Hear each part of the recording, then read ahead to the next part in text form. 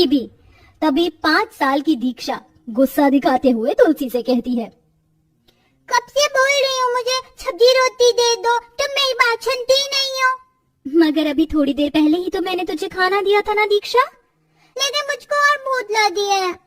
तुलसी दीक्षा को खाना दे देती है और बड़ी उदासी से बर्तन में बच्चे आखिरी थोड़े से खाने को देखकर कहती है, थोड़ा ही खाना बचा है, ये भी दोपहर में खाने आएंगे, उनके लिए खाना रख देती हूँ।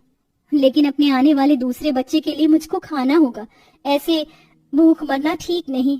ये बोलकर बहू तुलसी आंगन में गड़े अपने आम के पेड़ के पास आती है, जो कि बहुत सारे आमों से भरा हुआ था। वह उछल उछल कर आम तोड़ने में लग जाती है। ये आम का पेड़ एकदम ताड़ जितना ऊंचा हो गया है। यकीन नहीं होता कि मेरा लगाया नन्हा सा पौधा 5 साल में इतना बड़ा पेड़ बन गया है और हमें इतने फल भी दे रहा है। बहू तुलसी को अपने आम के पेड़ से किसी बच्चे की तरह लगाव था। जब वह बहू बनकर आई थी तब उसने वहाँ नन्हा पौधा लगाया और उसे पानी देकर सींचा था, जिसमें से रोज कच्चे आम तोड़कर तुलसी का पति गोपी ठेले में रखकर बेचता था। कच्चे आम ले लो, कच्चे आम, गर्मियों का तोहफा, एकदम खट्टी चटनी वाले कच्चे आम। हे भगवान, ये धूप और गर्मी अंगार बरसा रही है, भूख भी लगी है, घर चलना चाहिए अब। गोपी अपने कच्चे आम का ठेला लेकर घर आ जाता है, जहाँ उसकी बहन नंदिनी और बूढ़ी माँ यशोदा आंगन में गेहूं पसार कर बैठी थी। अरे माँ नंदिनी, तुम दोनों इतनी गर्मी में बाहर क्यों बैठी हो? क्या बताऊं बेटा, तेरी बीवी ने घर से बाहर निकाल दिया है। तेरे भाई का चेहरा कैसे चढ़ गया, मजाक कर रही हूँ। गेहूं को धूप दिखा रही थी। इस बार राशन मिल वालों ने घुन लगा गेहूं दिया है। अब धूप में घुन निकल जाए तो इसे चक्की में पीस दूंगी, कुछ दिन तो रोटी खाने के लिए आटा हो जाएगा। अपने गरीब माँ यशोदा की इस बात पर गोपी का मन उदास हो जाता है। जी आ गए तुम, रोटी पानी निकालो। क्या हुआ, उदास क्यों हो?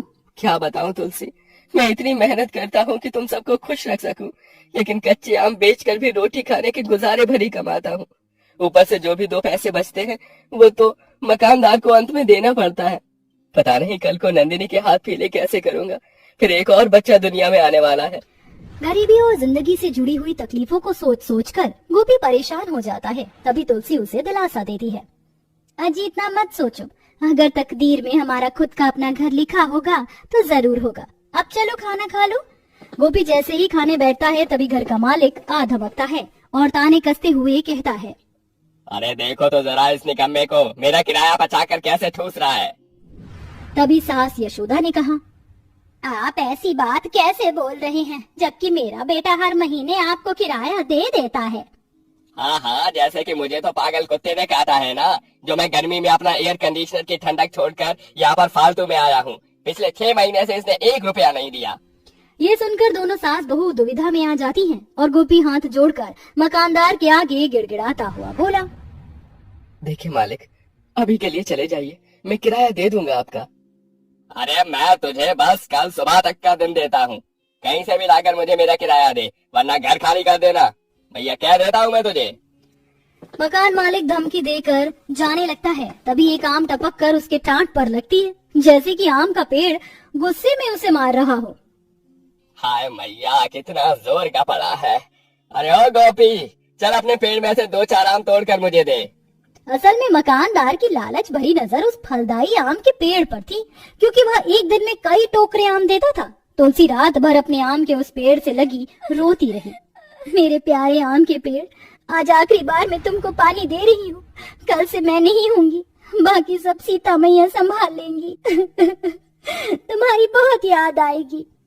शर्त के मुताबिक अगले दिन लालची मकान मालिक धूप और कहर बरसती हुई गर्मी में उन गरीब सास बहू को, उनके परिवार को बेघर कर देता है। मई जून की उस गर्मी में सब बेहाल हो गए।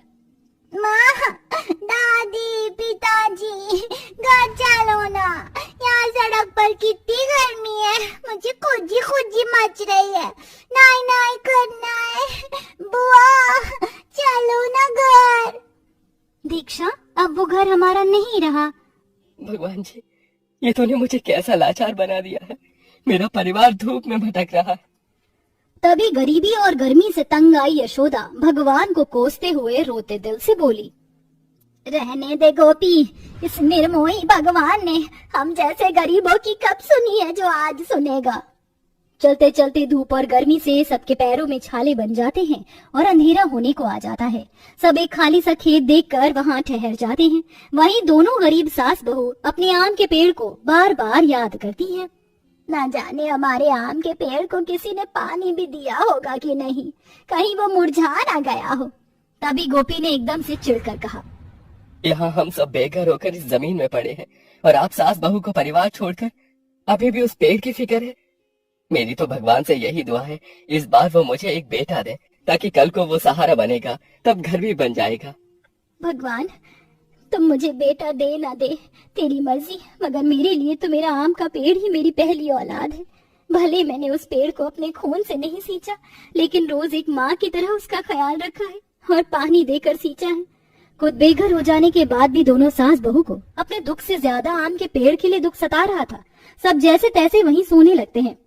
तभी उधर आंगन में से आम का पेड़ कहीं गायब हो जाता है और वहीं आकर उस जमीन में लग जाता है। तभी पेड़ में से एक सुनहरी चमक निकलती है और उस आम के पेड़ में आंख नाक मुंह बन जाते हैं। उठो माँ, देखो मैं हूँ।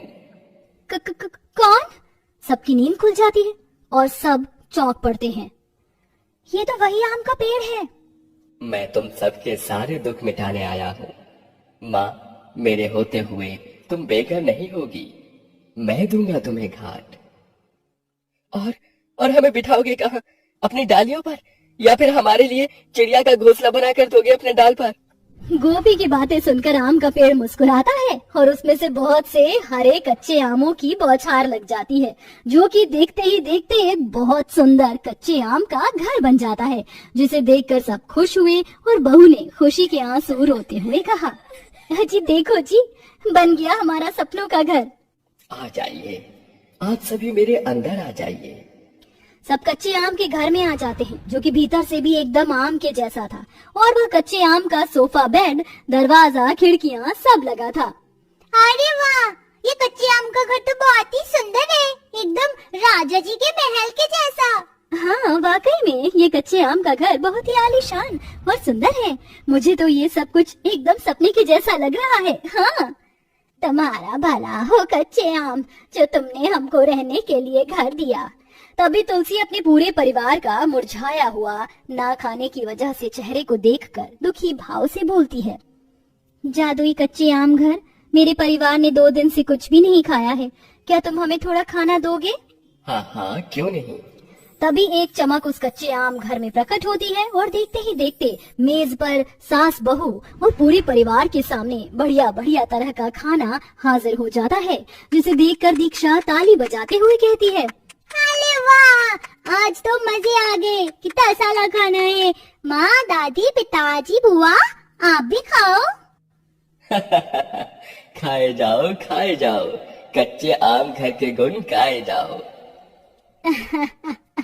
ये कच्चा आम घर तो बड़ा बड़ बोला और बातूनी है। पूरा परिवार और दोनों सास बहू भी उस जादुई कच्चे आम घर की बदौलत पेट भरकर खाना खाती हैं और मीठी नींद भी सोती हैं, जहां उन्हें बिल्कुल भी गर्मी नहीं लगती है। तो वहीं गोपी बाहर लगे पेड़ में से कच्चे ही आम तोड़कर गर्मियों में उसे बेचता है। साथ ही सास बहू मददगार स्वभाव की होते हुए लाचारों की मदद भी करती है।